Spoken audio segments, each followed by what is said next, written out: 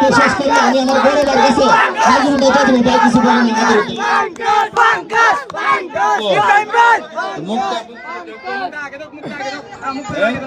আচ্ছা ধন্যবাদ সবাই।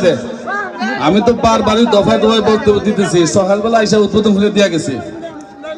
আমরা আসলে এটা আমাদের একটা ঐতিহ্যের অংশ হিসাবে আমরা এই মেলাটা একটা টেস্ট কেস, কারণ মেলা আগে হইতো তো, এখন অনেক বছর যাবত মেলা হচ্ছে না। এই মেলাটা আমরা মনে করতেছি এটা যদি সফল হই আমরা, তাহলে বিজয় দিবসকে কেন্দ্র করে আমরা 3 দিন ব্যাপী আগে যে মেলা করতাম, এইবার থেকে আমরা এই মেলাটা স্টার্ট করবো 3 দিন ব্যাপী যাতে আমরা করতে পারি। এখন তো মেলার পরিবেশ অত্যন্ত সুশৃঙ্খল, কোনো ধরনের অপ্রীতিকর ঘটনা ঘটে নাই। আর আমি আশা করি যারা আছেন মেলা কমিটির আয়োজক কমিটিতে যারা আছেন, তারা যেমন আছেন তাদেরকে সহযোগিতা করবেন আমাদের ভলান্টিয়ার বাহিনীরা, অন্যান্য ভলান্টিয়ার বাহিনী যারা স্কাউটের বাইরে আছে, এবং আমার বিডিবিরও আছে।